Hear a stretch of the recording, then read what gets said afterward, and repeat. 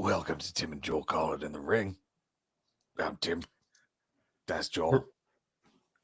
We're not as chipper as we usually are, Tim. Everything is. I'm thinking about sneakers. I was looking at sneakers before this. I get to buy some new trainers for the first time in like 13 years, maybe 14. What kind of shoes we talking about here? Well, last ones were like random Reebok basketball shoes that survived. Again, 13 to 14 years of like consistent use. Wow. So yeah, I don't know. I'm cautiously looking at the Reebok Nano X ones. Yeah. But I mean, if y'all have suggestions, I got a few options. Some Nikes in there. You know, all of the companies are monstrous, but yes. that's the nature of things now. But we'll find something. Well, the good news is, as you're trying to afford your sneakers, you can help us out by sending us your super chats or your humper chats over at humperchats.com. It's Tim and Joel Call It in the Ring. We would normally be so much happier, but we sat through the Royal Rumble last night. Start to finish. And boy, did we sit through the Royal Rumble last night on the Twitch.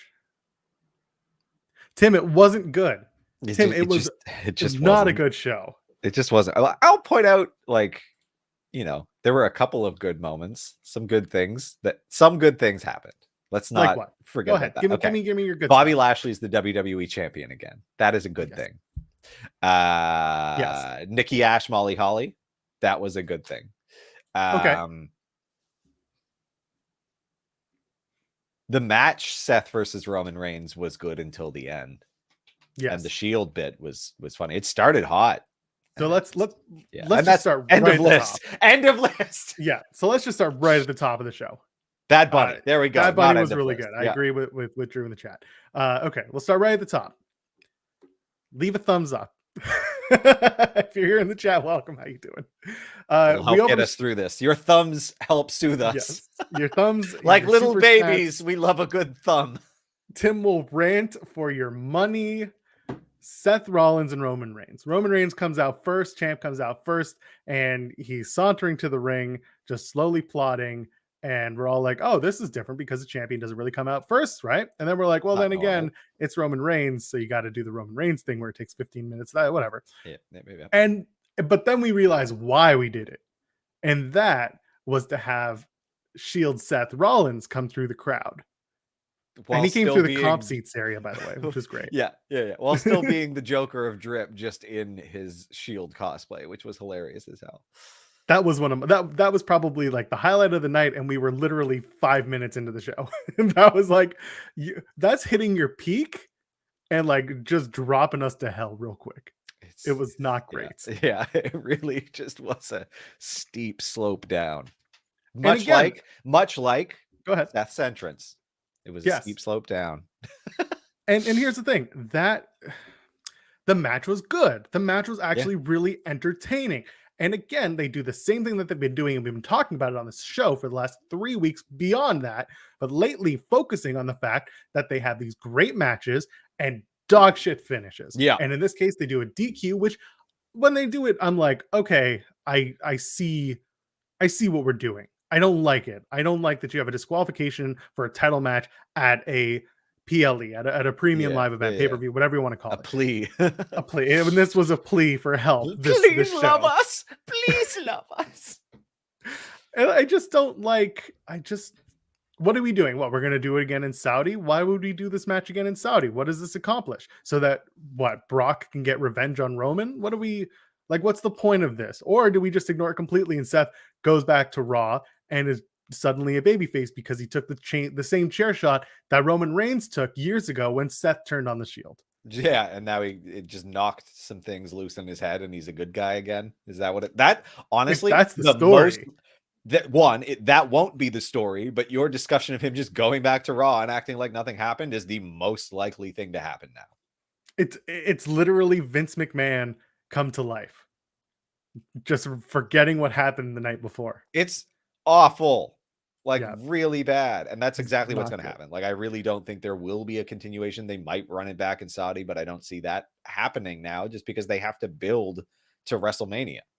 Do you give Seth a spot in the Elimination Chamber because he was disqualified? And again, like Brock Lesnar, so spoiler alert, wins the Royal Rumble, and Brock Lesnar is clearly going to go after the Universal Championship. So Seth, wouldn't he want to go after the Universal Championship again?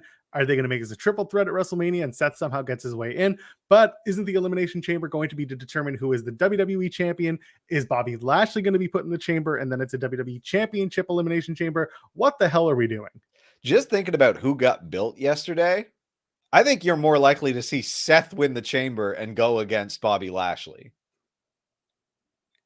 I don't know how I feel about that. I think it's dog shit, but that seems more likely to me than Big E versus Bobby Lashley right now because they don't seem that high on Big E. Like he did nothing in the Rumble. Seth was the focal point of because they're just not elevating people, period. And I think that out of last night, Seth came out number one contender, really, Despite not even being in the match to determine a number one contender. Exactly. Like that's what it was. Like it's true. It's and it's very brutal. frustrating. It is brutal. It's brutal. Like, and that's not, I don't know. That doesn't sound like a very good match to me. Okay, I'll give you a couple spots because we do try to find at least a couple things that we liked out of these matches. I mean, Seth hitting that pedigree coming from the spear, that was a callback from Money in the Bank from a few years ago. You had the guillotine spot again. The finish was great until you had the finish. Like the guillotine was good. Having him pass out was interesting. I want to see if Charles Robinson, if the referee gets involved in the story on Friday, which I don't normally like. But you got to do something to explain what happened. In this, but I don't think they will. I think it's just going to be forgotten. Like they're just going to treat it like nothing, which is a shame because that's an interesting thing. Like that's something that they haven't really done. Like it is like, oh, well, I mean, they've done like, oh, it was the referee's fault before, but like this was pretty blatant. He like dropped his hand onto the rope. Like it made no sense. I just didn't know what they were going for. And again, otherwise a match that was actually pretty fun to watch. Like I enjoyed it. They Roman's facials were great. He was shook. He was shaking. The larger story as we come out of the WWE Championship match with Lesnar and Lashley and Roman getting involved was like Roman needed to turn back to the guy who led him the right way. And that was Paul Heyman. And we'll get to that in a minute when we talk about that match. But like the whole story with Roman was that he couldn't get the job done versus Seth because he was so shook to the core by Seth's like mind games. Games. That's what the commentary was putting over and over again. Like and that was fine. Like that there again, it's the storytelling that they're not doing because they don't, or that they are doing because they don't understand that they're doing it. And this is one of those things. That's the thing. Where they stumble into tremendous setup. And it's coincidental. They're not good at it. It just happens because they have a lot of talent in ring and commentary that are setting stuff up for them. But whoever is, well, we know who's making the end decisions there is just not doing the follow through. Like it's not storytelling because they don't have. Sorry. Go ahead. I can almost guarantee you that Seth and Roman were talking this out, pitching it to the powers that be, and they said yes, absolutely. And now the follow through is going to be literally everything in its dumbed down fashion. Nothing that they pitched is going to make sense. The nuance will be gone. You get fragments of inspired thinking here, like consistently, and it gets chipped away at until it's just these weird vignettes rather than like a complete narrative because the narrative has been eroded by a crazy old man.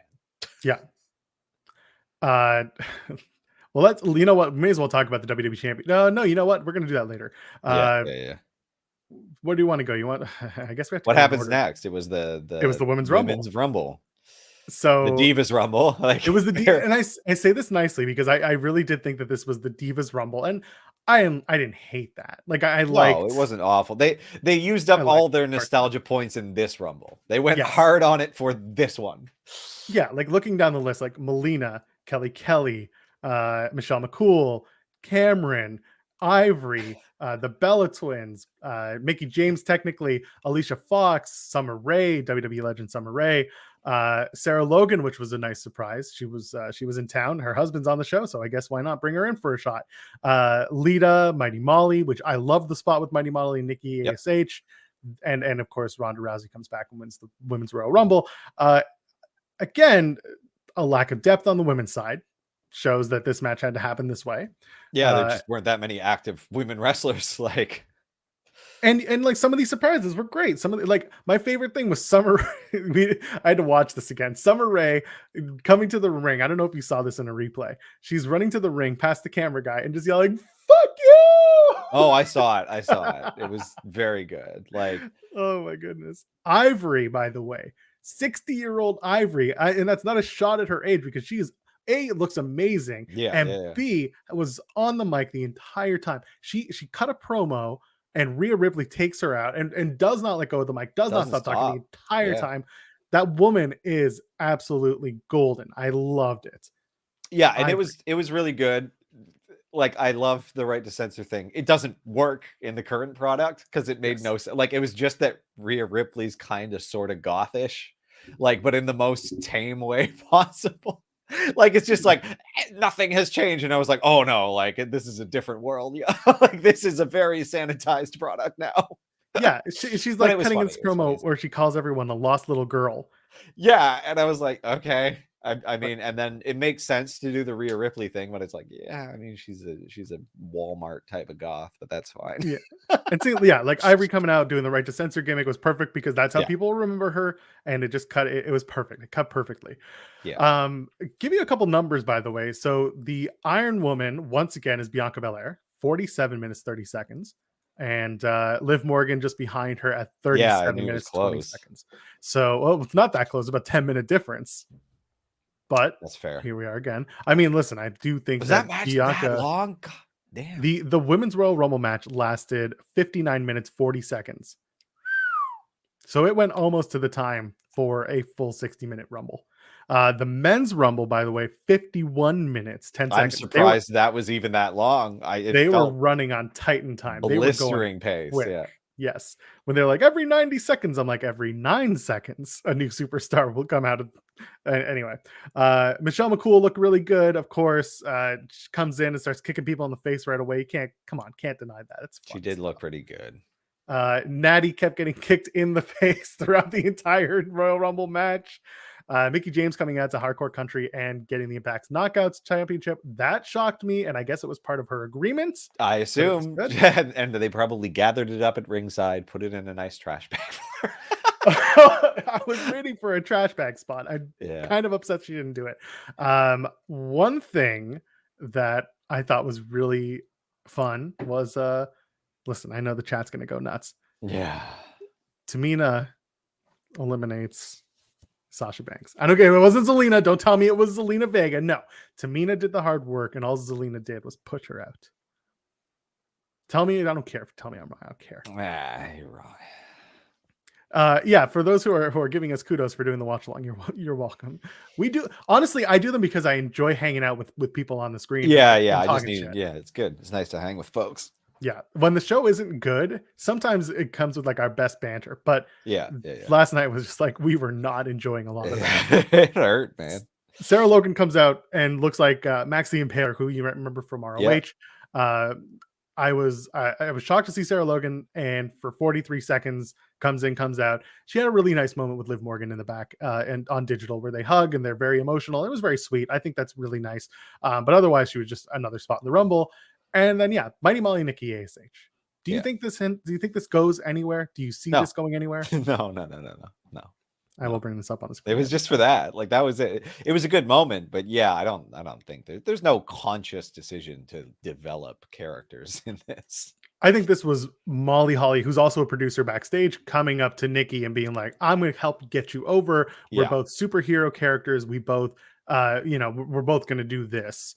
And I think that was the perfect mashing of characters for these two. Plus, Nikki being Scottish, a little Highlander reference. There can only be one. That's actually a very good point. I didn't think about that. Neither did they.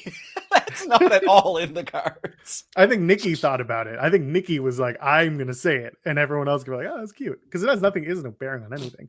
Yeah. Alicia Fox, by the way, amazing, and then gets so good. eliminated. She did awesome. Like She did, and then gets eliminated by both Bellas. And this was something I loved. The Bellas get revenge on each other. Brie eliminates Nikki as revenge for the 2018 Rumble when Nikki eliminated Brie. I had a good time.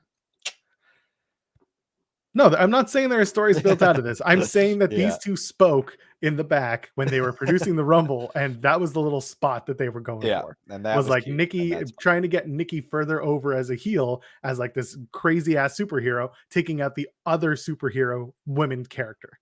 And that's what that really was. And it worked. Yeah. And then Ronda Rousey comes out at number 28, and she wins. Yawn. We saw it coming when the reports came out from Fightful Select. Ronda Rousey eliminates 4 women. And we are going to talk about the Sony spot. Thank you for reminding us, Mod Dan. Yeah. So Ronda gets 4 eliminations. Charlotte gets 5 eliminations. I think the match really is going to be Ronda and Charlotte at Mania for night 1. Thank God for that. I'll barely pay attention to it, but thank God they're going that direction. And if night 2 is Becky and Bianca, then hell yes, I'm happy with that. We'll see what happens. I wouldn't count on it, but like it's a possibility. She did come out the Iron Woman, so and I think that's going to play into it. I think that's really going to play hard into. I lasted almost an hour, 47 minutes, but I deserve another shot because of this. They're going to build her up. It looked really good. Yeah, hopefully. Sonya Deville wearing her jacket. She comes out. She's wearing the jacket. She's like, I'm gonna take off this jacket. No, fake, pump fake. She goes over and sits commentary. Down. Yeah. Sits down with commentary, where there's magically a 4th chair there waiting for her. Yeah, of course. Yeah. And she sits down, she does commentary for a bit, they're talking smack, and then the first thing she says is, I think Bianca Belair is great. And then yes, putting over Bianca and Belair. Then Liv Morgan. And I was like, okay. And then Cameron comes out. And Cameron, who is a former Funkadactyl and best friend of Naomi in canon, she comes out and Sonya is just like, oh, who is this?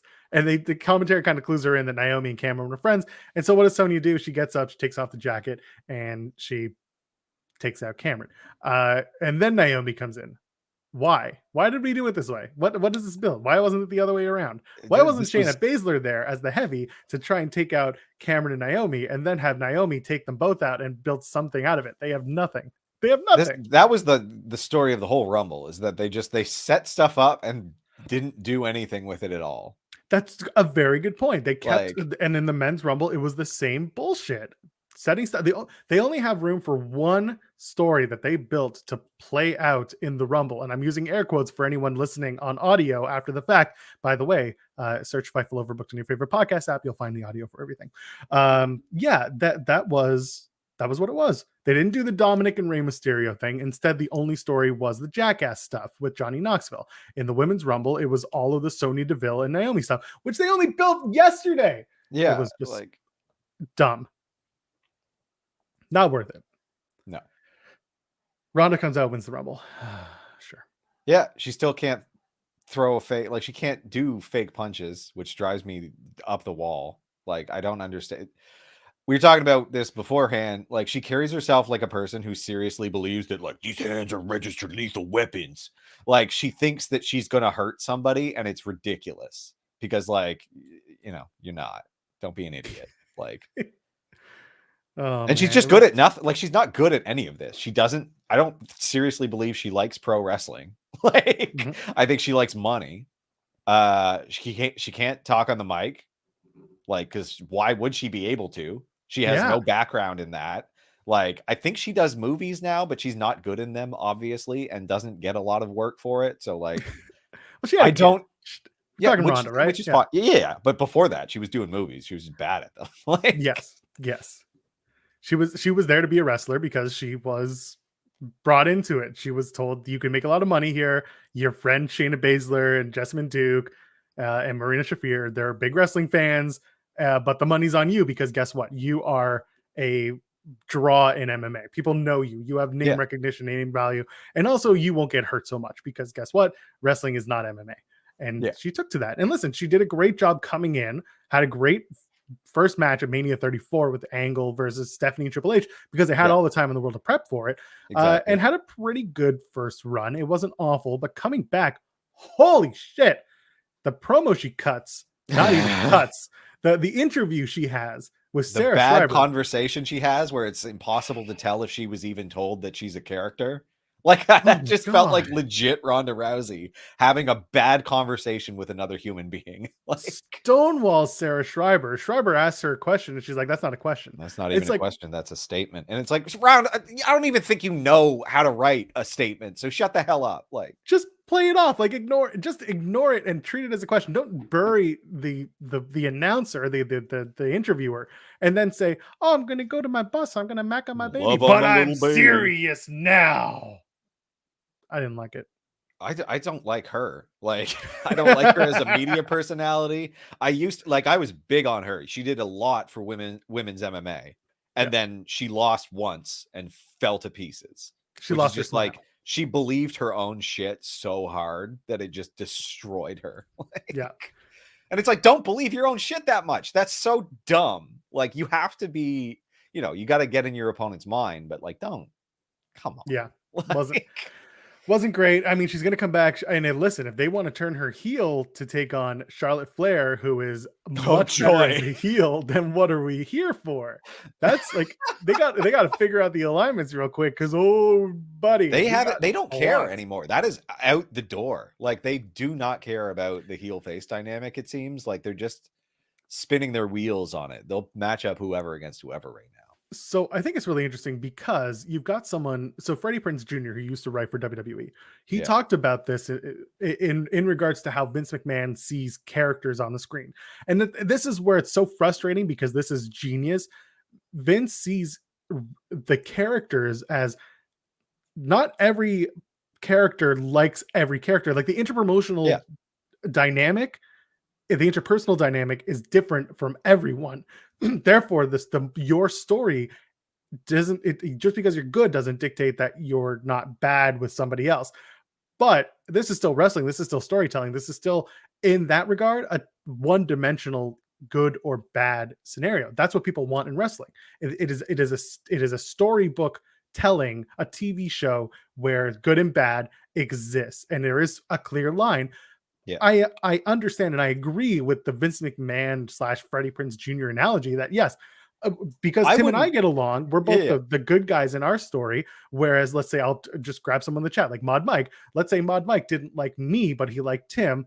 Well, suddenly the interpersonal exchanges they're different, And and it look, works, but it doesn't. I think It doesn't in that's wrestling. no, and I think it could work if they just, let the writers write it instead of the old man who's afraid of death and loves working out but has been hit in the head for 30 years make the decisions because like the Yeah, execution isn't there. Like if they have a big ass board with a big web showing everyone's interconnectedness and like plan, if there was actual planning, this could be done really, really well and be more compelling than anything else. And they have the money and the talent and the ability to hire people who matter, but they just, yeah. or who are good at this, but like they just don't.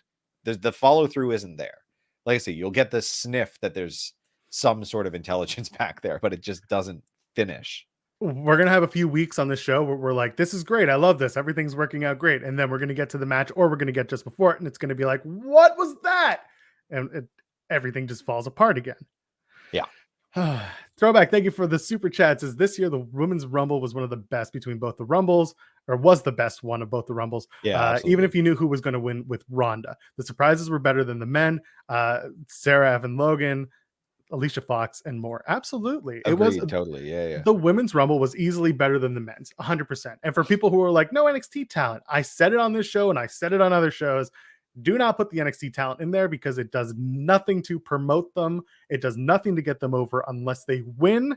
And the one year where they tried that was 2020 when Charlotte won, because that was an NXT heavy rumble. And then it was Charlotte going after the NXT Women's Championship. You could see that they were trying to build the NXT brand to the next level by having a main event, quote unquote, WrestleMania match, but they couldn't get there because of pandemic, and then everything fell to shit. So I'm fine with NXT not being a part of this year's Rumble, especially.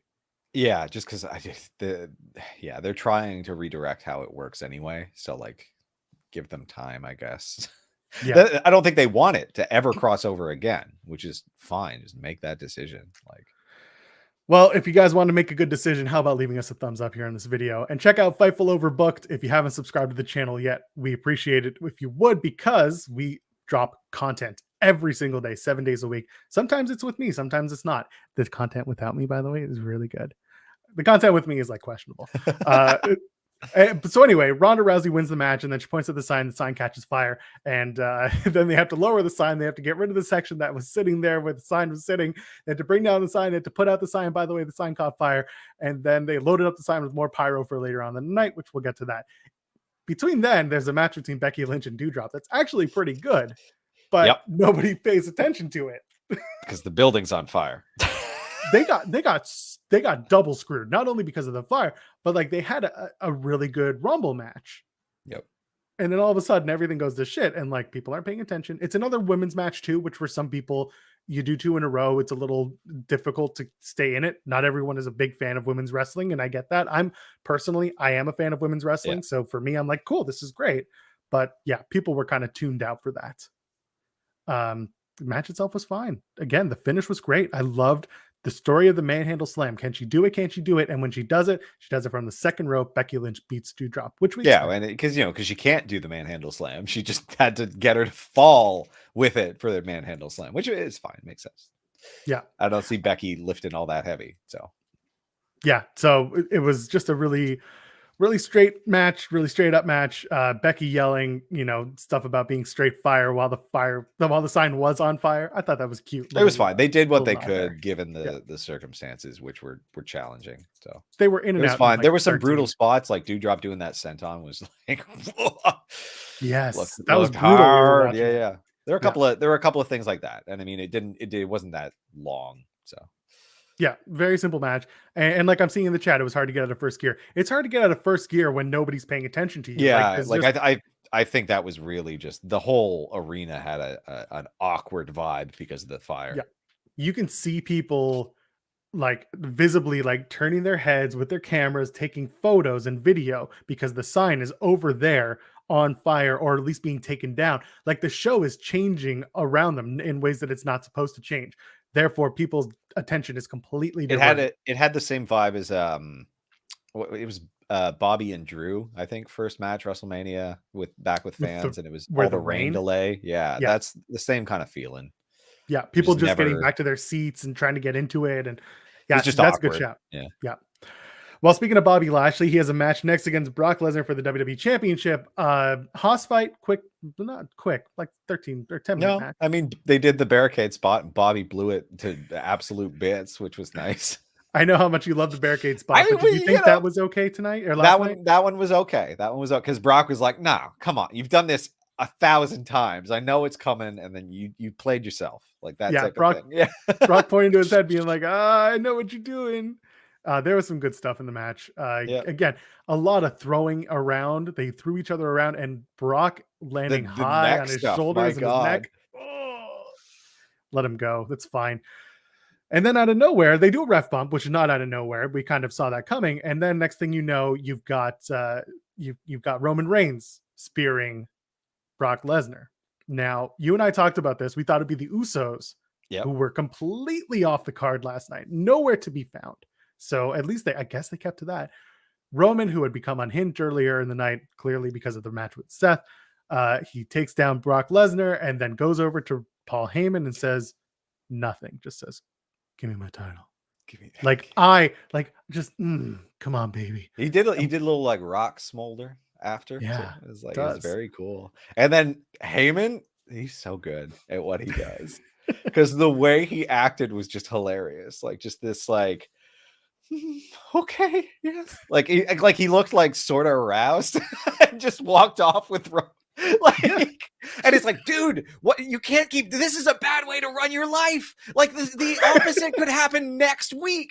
Like, don't go with him. Don't go with him. But we know it's not about about Paul and Roman. It's about allegiance who's to on the title at the moment, but that's not a long-term decision. It's allegiance to the championship. I'm just saying that's a dangerous way to live. You're gonna get messed up. So the fix is in. Brock is no longer with Paul Heyman. Paul Heyman realigns with Roman Reigns. Bobby Lashley wins the WWE Championship. And again, we're doing this dance where Bobby Lashley like wins the championship, but it's like under weird circumstances. Last time with The Miz, it was like The Miz was running away. So that undercut the fact that Lashley wins.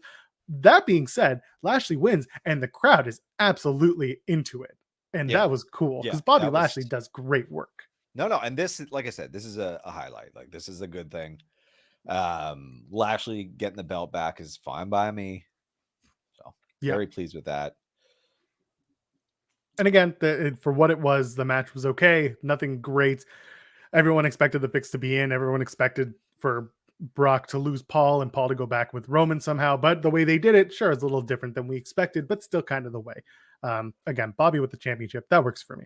Yeah. Another throwback super chat. Thank you so much. Thanks so much. With Ronda and Brock winning the Rumble, it gives WWE the star power Vince is craving. For 59 days, we'll have ESPN and other TV sports media excited for this.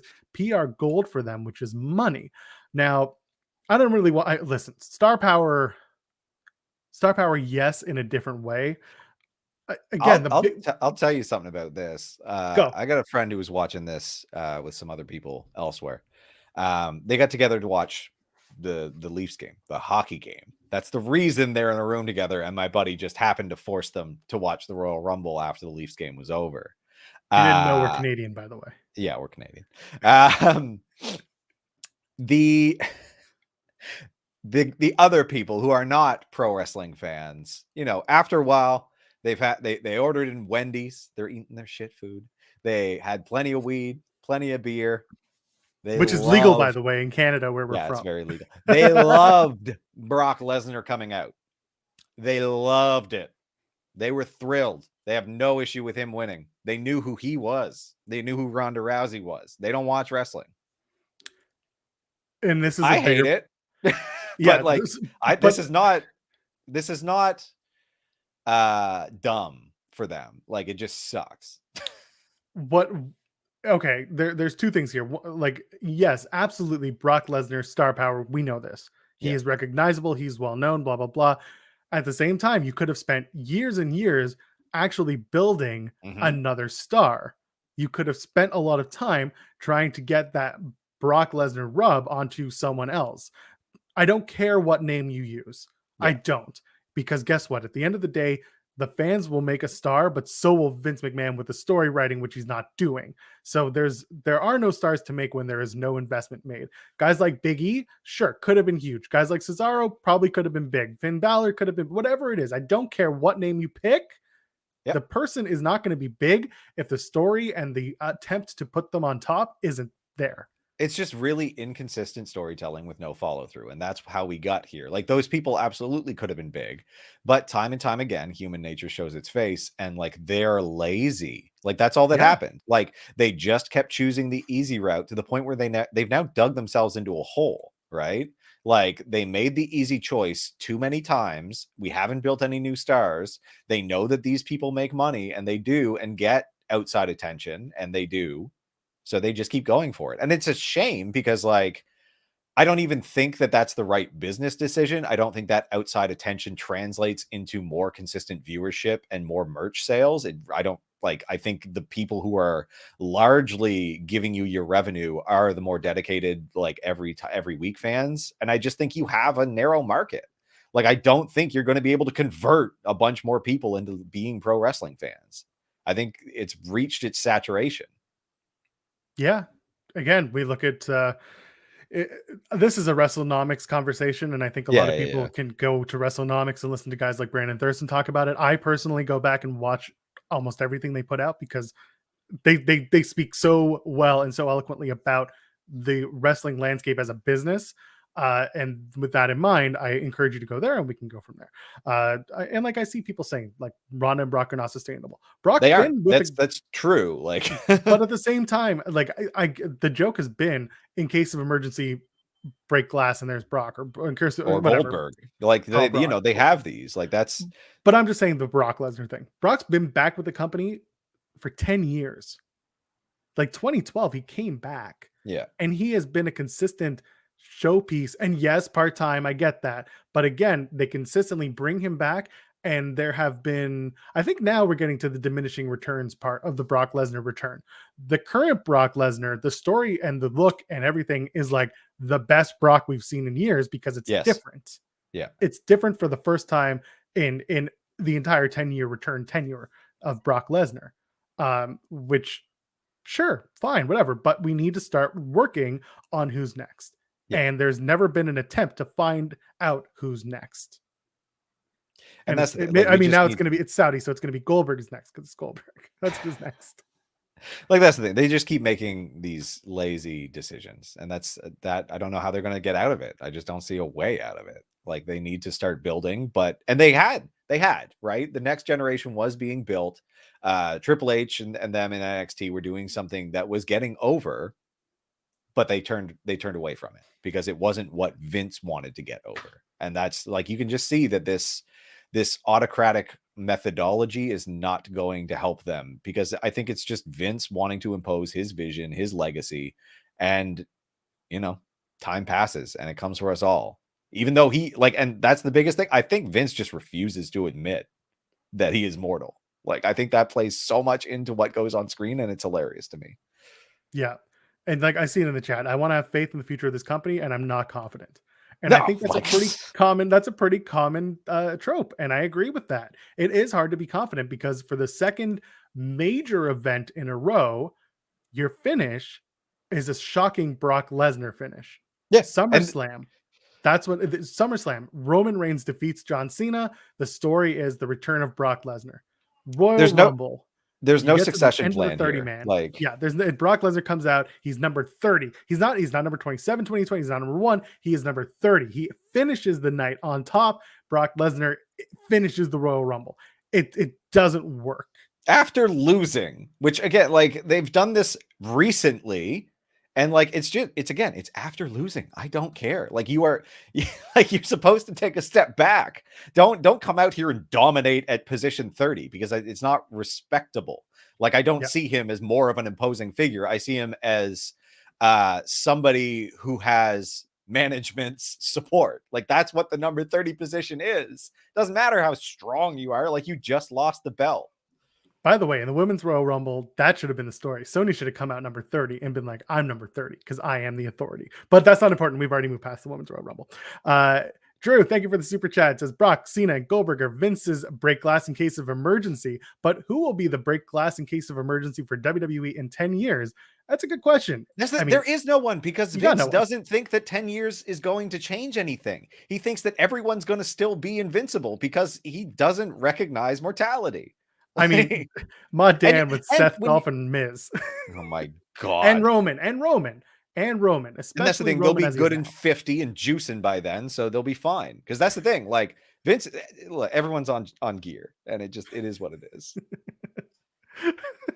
Sorry, maybe they're on Nugenics. Well, you don't want that. You don't want that strong ass dick from what's his face.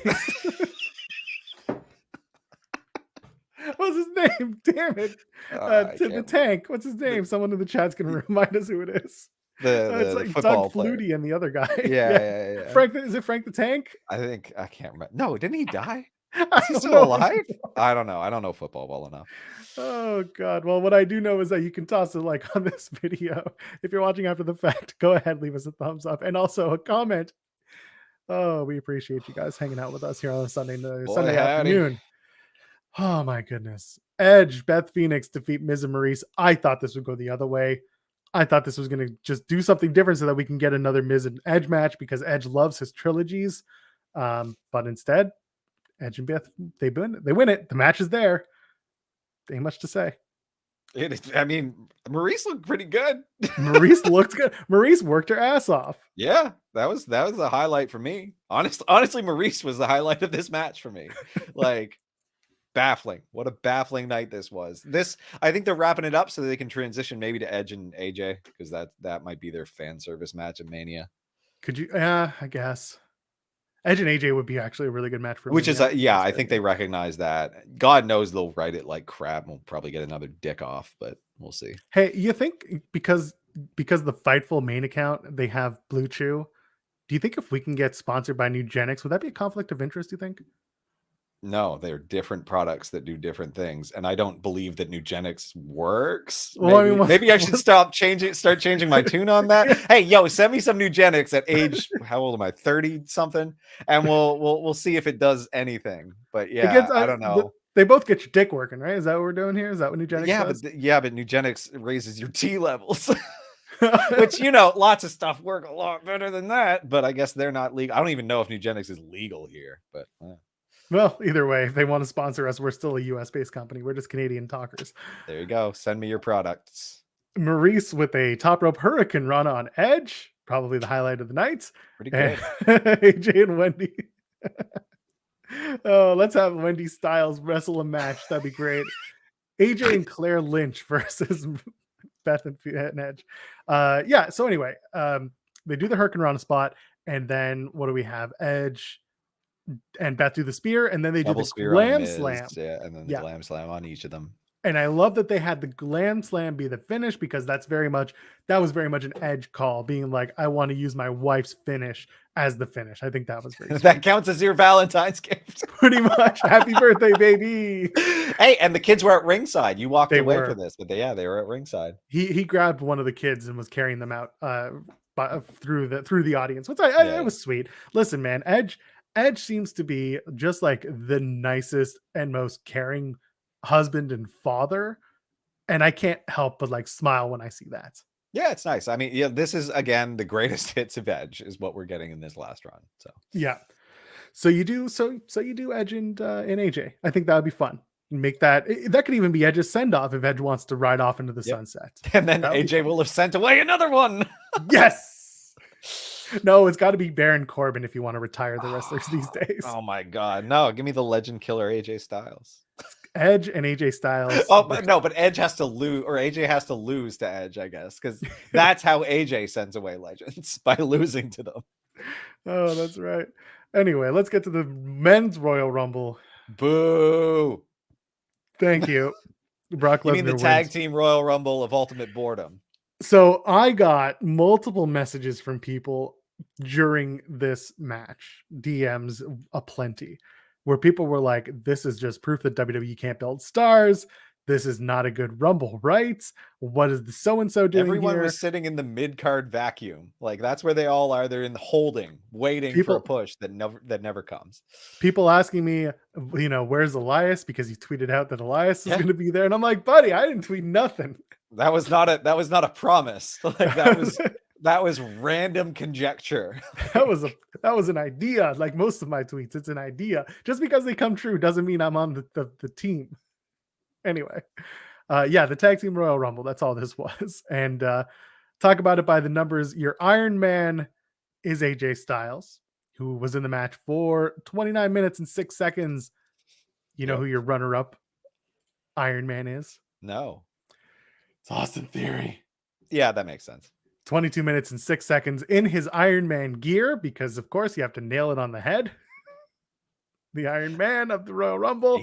I think he's Vince's golden boy right now. Like, the fact that he's doing these personal segments with him, I think they really think that he's going to be the next big thing, which is incorrect. Like, I just don't think that's going to happen. Like, no matter how hard they try, I don't think you can build him that high. I think he's funny. I think that he has some really ridiculous facials when he wrestles. He's young. He's 23. I want to see how things go. Yeah. He's got decent in-ring. So I don't know. He's just not that exciting. Like, he looks like every other wrestler that came before him, Like, they got to find something that sets him apart from everyone else. And a match with Shane McMahon at WrestleMania is probably what it is. AJ Styles has 6 eliminations. Brock Lesnar has 5. Happy Corbin is 3. Those are your top eliminators. Wow, how boring. AJ Styles comes in first. Shinsuke number 2 was shocking to me. Yeah. We had Dick Kick Redux from WrestleMania 34.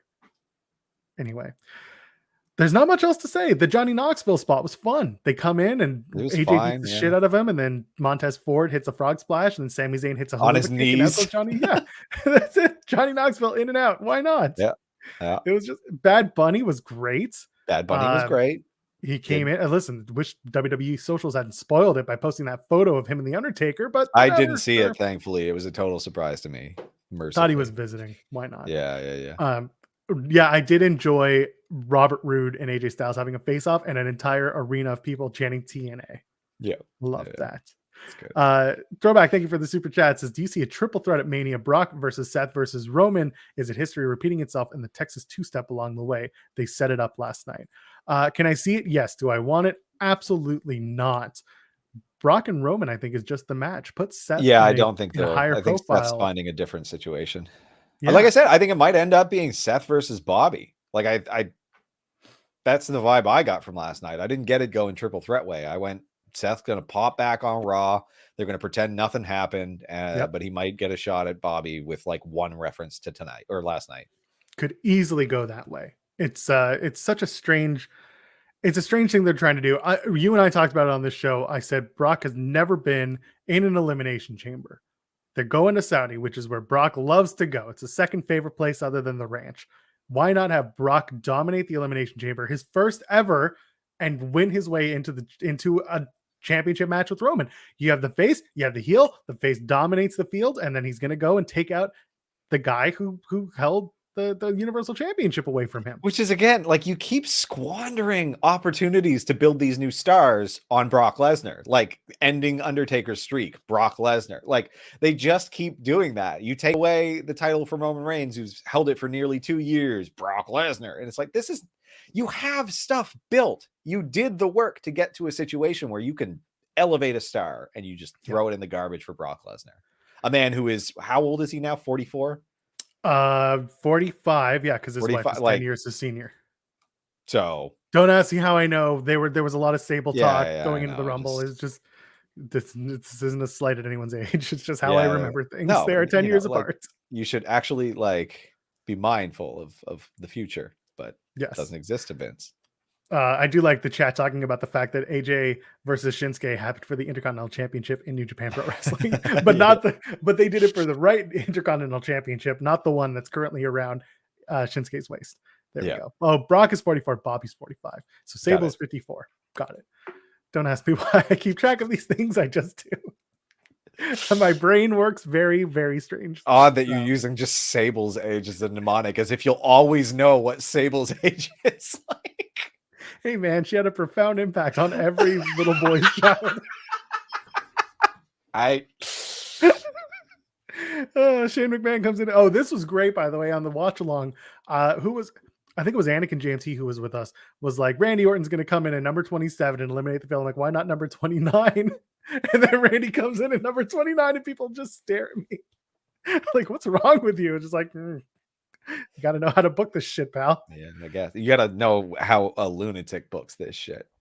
By the way, poor Kofi Kingston, man, got bit this year. Yeah, sucks. I saw a lot of people being like, oh, they didn't need to show the replay. And I was like, it wasn't on the replay. It was obvious on the main camera. Like, they had to show the replay because they showed it on the main feed. Exactly. Because there was no getting away from this. It was just it was the focal point at the moment. They put a lot of trust in him, and it's just like, shit's gonna happen. Like, it was unfortunate. I think our pal Sean Ross Sapp had pointed out that you could have easily just negated this entire thing by having the camera shoot high. Yeah, and if the camera shot it high, you would have ignored the feet hitting the floor. They like I said, over trusted this. They didn't put a little bit of there's no backup plan. There was no safety net for him. So. Yeah. So unfortunately, Kofi gets bit for the first time ever when he's doing his Rumble spot. He's been doing those spots since 2009, 2010. He's been doing them for a long time. So listen, of all the years for it to happen, at least it's inconsequential, because regardless of the fact that, I saw Alvarez saying that Big E was going to have there was going to be a spot with Big E and Kofi leading into the thing, and sure, whatever. I mean, that just tells me that Big E has nothing doing. Like that's a shame. If they're, again, like when he fell off originally, I said, we were talking about what was going to happen. I was like, I don't know, throw him back with New Day. And you're like, he's on a different show. And he's like, yeah, they don't care. And here we are. That's the thing. If his grand design for the Rumble was to do something with Kofi Kingston, what does that tell you? Because they had no backup plan. And again, you just use him as a dominant force. They're gonna do New Day in a in a 6-man tag at Mania. Yeah, that's what's happening. They're all back together. If is Xavier healthy? I know he'll be fine. He'll be fine. So there you go. Yeah. Mike Blondin with the super chat saying Miz and Maryse versus Brock and Sable. I smell ratings. Let me tell you guys a Give story. me that. So I'm gonna out this guy. This is my buddy Mike. We met on a wrestling forum when we were like little kids. I won't tell you which forum it was because it doesn't exist anymore, and that's not important. Anyway, we talked wrestling for a long time, and then when we were probably when we were older, like 16, 17, 18, I went to visit my sister where she was, and Mike happened to live in the same city, so we hung out. We watched the NWO DVD, the NWO for Life WWE DVD, and we ate pizza and hung out. And so Mike is a friend for life. Thank you for the super chat, Mike. He's good dude. Can't believe I just put him over on the air. I feel bad. Shane McMahon eliminates Kevin Owens. What do we think about that? Is that nothing? Is that much ado? Is it just Shane McMahon getting back a KO for all the years of torment and anguish on SmackDown Live at the time? Yeah, I think they just think it was this tremendous callback. And it's just like, I don't care. Shane McMahon looks tired. Theory, but that wasn't this play. Yeah, that's the thing. None of that came to fruition, which could have been funny, but you know, they I don't even think they see that. So I think it was just them just doing a little thing because they like each other, because they're pals. Yeah, exactly. They just like that was all it was. You know, Shane did his thing. So Sheamus, by the way, speaking of Sheamus updated his profile photo. And it's a bunny emoji with a big old X/no bunnies loud emoji. I saw. Okay. Are we doing Bad Bunny versus Sheamus? Bad Bunny gets a tag partner and takes on Sheamus and Ridge Holland? Probably. Who would he team up with? Who would Bad Bunny team up with? And it can't like let's not do Damian Priest. No. Who could Bad Bunny team up with to take on the team of Sheamus and Ridge Holland? Johnny Knoxville? No. Sami Zayn? No. Who's Spanish speaking on the roster? Dominic Mysterio. Oh shit. Rey Mysterio and Bad Bunny with Dominic Mysterio. Oh, maybe it's a 6-man tag. Yeah. I think it is. I think that's exactly what it is. It's definitely Ray and Bad Bunny in some configuration. I would love Bad Bunny and Santos Escobar. It's not going to happen. That's not fair. That's playing on my affiliation to Legado del Stan.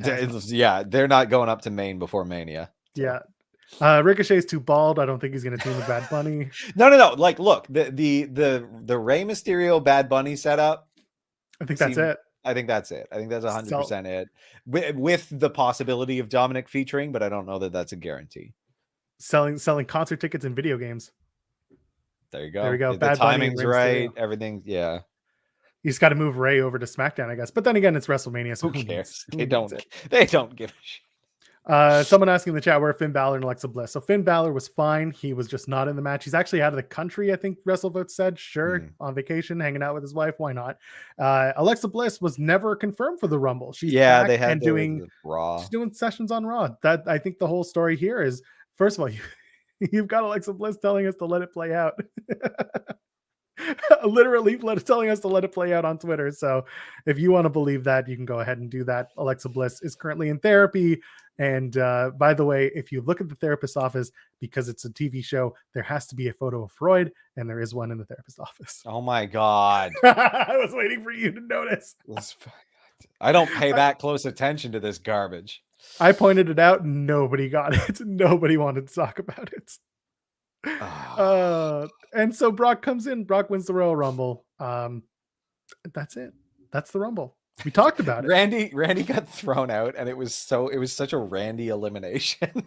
Because he was just like and then he like flopped around on the floor, but after he was very safe and down on the floor.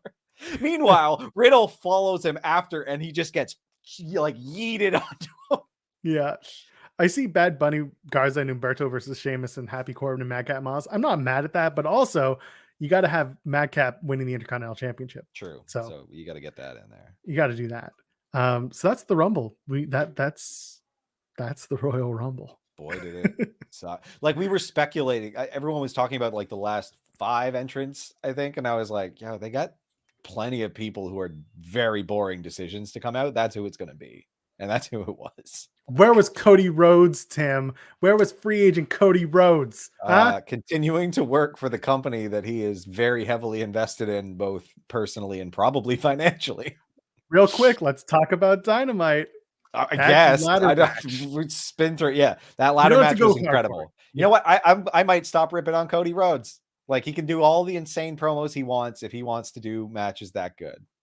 That match was two guys beating the shit out of each other and having no regard for their backbones. Remember when I was like, I think it's going to be Cody being like, "Do you love me? Do you love me, fans?" Yeah, that's exactly what it was. Also, Sammy Guevara. Like, You gotta do the voice now because he won and because Sammy he's big. Guevara. Thank Which, like, you know what? Whatever. Like, I saw a lot of people be like, "What was the point?" And I was like, you know what? Him dropping the title, picking it back up, I don't have a huge issue with that. That happens all the time. Yeah, and again, like the match itself was it put over Sammy. It really did. It put over Cody. It put over Cody. It everyone looked good coming out of that match. It was well worth it, and it was a hot opening contest for Dynamite. I enjoyed it. I'm glad no one died. It was great. Yeah, exactly.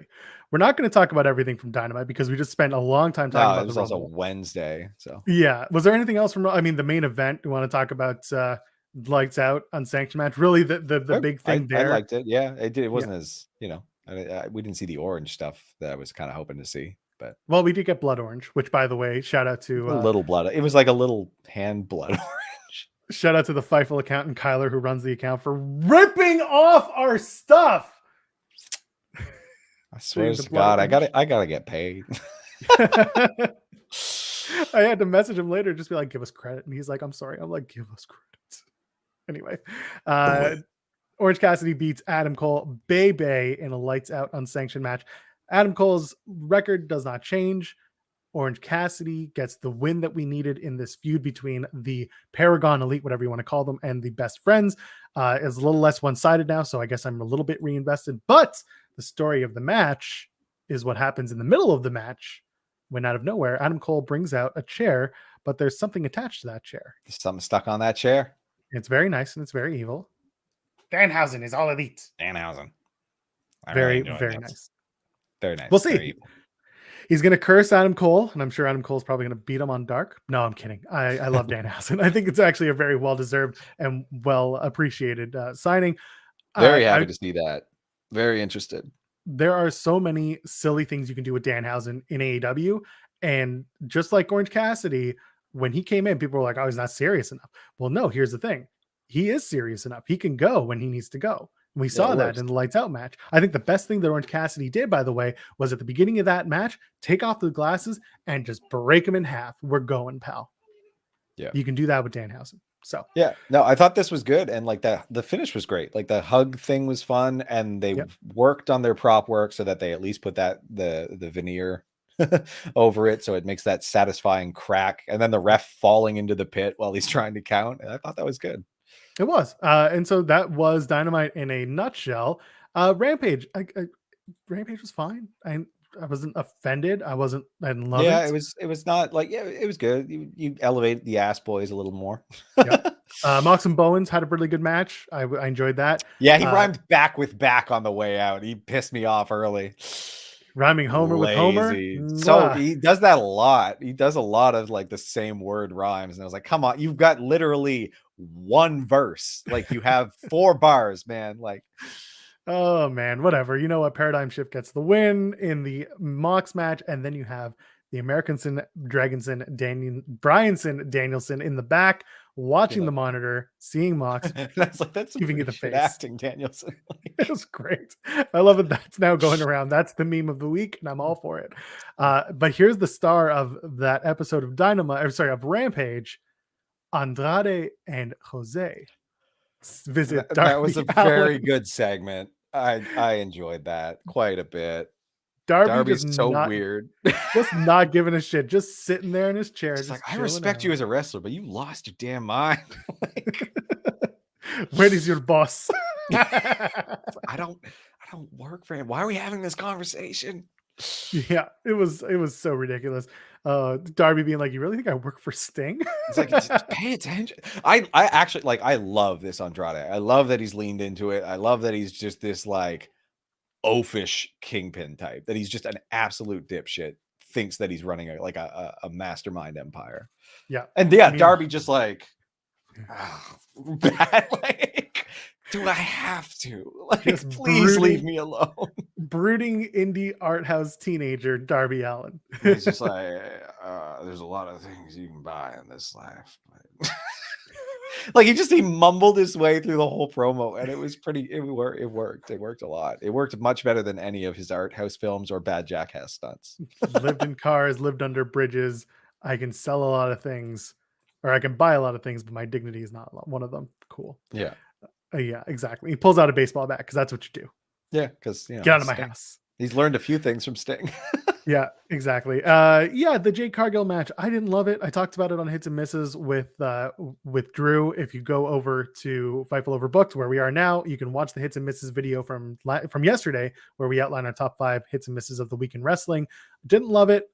Jade getting a win, sure, is fine. Julia Hart was probably not the right competitor for that match, but yeah, I went in knowing that y'all didn't like it, so it wasn't as horrible because I expected nothing. So it wasn't like god awful, but it wasn't good. I don't think it really built Jade, because like, unlike when like Ivy Nile does it on NXT, her doing the fitness posturing just didn't really work for me. Like, she did 3 push-ups with like a kind of a bicep flex kind of quickly in between, 2 sit-ups, and then a really wonky looking kip up, and I was like,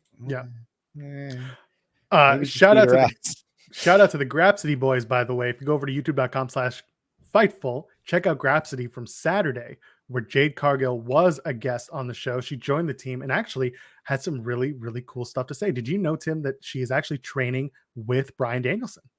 No, that's cool as hell. Like, I think she's got all the potential in the world. Like, she will get there. They should continue to invest and focus on building her, because like she's got such a crazy look, and like I'm glad she's got the belt. Like, I'm glad that they're building her. I really like her generally. I just think for this early time period, while she's still learning, they need to give her better opponents who can make her look good. Like, we'll see what happens. I mean, she's the TBS champion. She's undefeated. She has all the potential in the world, and I'm looking forward to seeing more come out of that.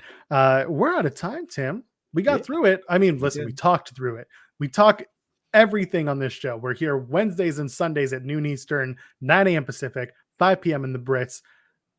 We're talking wrestling. We're here on Fightful Overbooked. Wrestling. Tim, where can the kids find you on the internet? Oh, they can find me at TimStoneP, TIMBSTONEP on Twitter and Instagram. Drop a like on the video. If you're watching in the audio form, drop us a 5-star review, because guess what? Gets us into your friends' ears, and then your friends into your friends' ears, into the friends and the friends of the friends into their ears. You're putting friends in friends' ears? That sounds nightmarish. Don't put people in ears. Hey, man, whatever gets you over. I'm at Joel Pearl, JOELPEARL. Ladies, gentlemen, and friends beyond the binary. We'll see you in the next video. Cheers.